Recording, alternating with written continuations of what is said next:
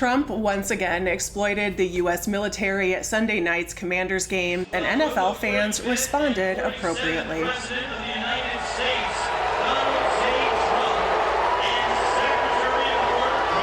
Even wearing his very best makeup, he couldn't win over this crowd.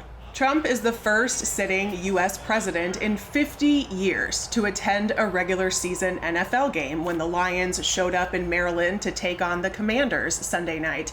And even though Trump is presiding over the longest government shutdown in U.S. history, apparently he has all sorts of free time on his hands to attend football games and shtup his latest vanity project. By the way, they're going to build a beautiful stadium in Washington. That's what I'm involved in. We're getting all the approvals and everything else. And you have a wonderful owner, Josh, and his group. President Trump arrived late to Northwest Stadium on Sunday night because, of course, he did. But he still got to spend a little time in the booth talking football and calling some plays. You go way back with the sport of football. You played at New York Military Academy. How old were you when you started playing football, and what were some of the life lessons you took out of it? Well, I did. I played tight end, but I mean, it was not quite football like this. It was a little bit easier. It wasn't so tough. And we had a quarterback who didn't have a very strong arm. I would say 10 yards was a long pass. So you were never tackled by a guy like Jonathan? No, if I was tackled by him, I would never forget it. We didn't get to play you too often, I can tell you that. But we had a good time, and I loved it. I actually love playing football. We had a good time with it. Really, Donnie? Playing high school football is not the same as the NFL? Quite an astute observation. Continue. We wanted to know, how many touchdowns did you have back then? Is that right? 7?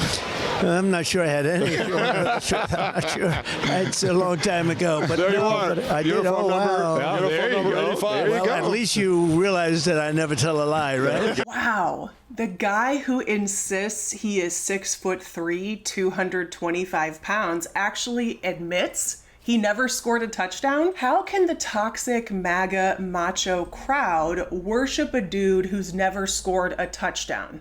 They love that he's a felon, an adulterer, a sexual assaulter, but maybe they will draw the line at never scoring a touchdown? What was your team? So I love the Jets and I love the Giants. I had a lot of friends, Bob Tisch and some people that owned the Giants at the time as we're going along and progressing. And, you know, look, we had a couple of Super Bowls with the Giants. The Jets have been having a little bit of a hard time. Woody's a great guy. He's a great friend of mine. And they'll get it together. It's taking a little time. Were you a Joe Namath fan? Well, I love Joe Namath. Yeah. And he was a great talent. He had that arm. His legs weren't so good, but his arm made up for it, right? That's all you need at quarterback. When you talk about a quick release, he had it, right? Yes, he did. By the way, Mr. President, Jonathan, first-round draft pick by the Jets. Wow. Back in 2004. Right. Yep. Yeah. Then I got traded, and the rest is history. I got that beautiful baby right there. That's pretty nice. Getting traded to the I know all about it. That's right. That's great. So it's good time. I know you spent all. Good job. And you really had a good quarterback, didn't you? Huh? Yeah, he was okay. Drew Brees, he was okay. You know, future Hall of Fame. He was accurate and he knew how to win. Yeah, I mean, it was like throwing darts, right? President Trump, the best teammate I had. Yeah. It was literally like throwing darts. And you know the thing about somebody like Drew Brees, he threw a ball that you could catch. Yeah. It wasn't going 200 miles an hour that hits you in the face. Donnie J's brilliant sports commentary is that Drew Brees threw a ball you could catch. Yeah, Don, that's all balls. Footballs, baseballs, basketballs, golf. You know what? That's why he thinks this is such a novel idea, because his only relationship to sports is golfing, and you don't catch the golf ball. That's pretty much like the only sport. Well, I guess there's bowling and croquet. You also don't catch those balls. But let's stick with golf because it's the only one that is relevant here. That's why he's so impressed that Drew Brees throws passes somebody can catch. I know you love sports. You attend baseball games. I do. NASCAR races. What is it about sports that you enjoy the most? I just love it. It's a microcosm of life. It's sort of like life, you know, the good, the bad, and the ugly, right? You're right about that. But you can't equate sports with life. You know, you have the triumph and you have the problems, and you got to get through the problems to hit the triumphs, and you can never quit. You can never give up. I am inspired. How meaningful is it for you to be here today? You just took part in the halftime ceremony honoring the military. Well, we just swore in a tremendous group of young people, and that was an honor, and they are just fantastic, and they love. You know, our recruitment's been record-setting. Since a year ago it was a disaster for the country, and now it's record-setting. And this chat up in the Fox Sports booth happened right after halftime, when Trump swore in a bunch of service members while they were standing on the field. And the crowd booed incessantly.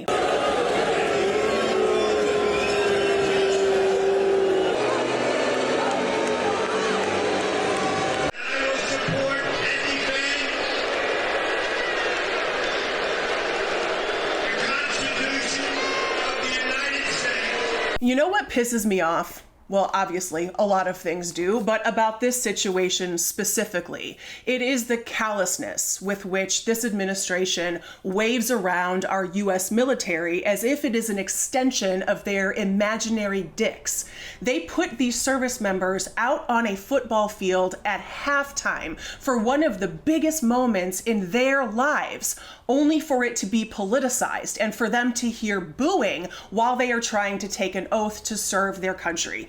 And you know what? I am glad that Trump got booed. He deserves it. He deserves to only hear booing everywhere he goes, every day, for the rest of his life. But these service members deserve better. They deserve so much better than being a pawn for two of the most insecure institutions in the United States, the NFL and the Trump administration. Oh, and speaking of insecurity, look at the makeup Trump is wearing. Clearly, someone in the Fox Sports control room does not like Trump, because they could have done something about this lighting. They could have done something to make him look less orange, but they didn't. They kept him glowing. He practically looks radioactive. And beyond his face, Trump put a bunch of foundation on his hands for this NFL appearance as well, presumably to cover up the chronic recurring bruise he keeps getting on the top of his right hand. We got a really good look at all of the foundation he smeared upon his hand when Commanders owner Josh Harris presented Trump with a framed Commanders jersey, number 47. But a fancy framed jersey is not the only thing Trump wants from the Commanders and from Harris. He also wants the new Commanders Stadium, which is set to be finished in 2030, to be named after him. In an article put out over the weekend by ESPN, they talked with several Trump insiders, and they even cited an email that came from Trump's press secretary, Caroline Leavitt, saying that it would be a beautiful name for the stadium to be named after Trump, because after all, the stadium is made possible because of Trump. In addition to wanting the new stadium named after him, Trump also wants Harris to return the Commanders back to their previous name of the Washington Redskins, a decision that was made under the team's previous owner. And of course, Trump is pulling out one of his classic tactics, threatening Harris that he could do things to block the stadium project if Harris doesn't honor his wishes. Trump insiders told ESPN that he has cards to play. He can make it very difficult through government environmental approvals and other things to make sure everyone who wants this stadium to be built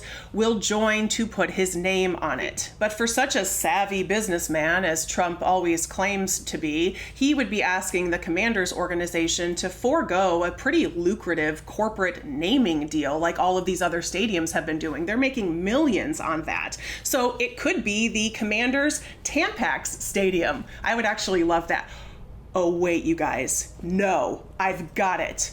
The Diva Cup Stadium, right? DC, Diva Cup. The Washington Commanders take the field at the Diva Cup Stadium. Okay, that's some good shit, and I should probably end this video right now because there's no way I can top that. So be sure you subscribe to Really American, because you're not going to want to miss any of my other genius corporate branding ideas, and share this video with someone in your life so we can keep the conversation going. For Really American Media, I am Corinne Straight. Thanks so much for watching. I'll see y'all next time.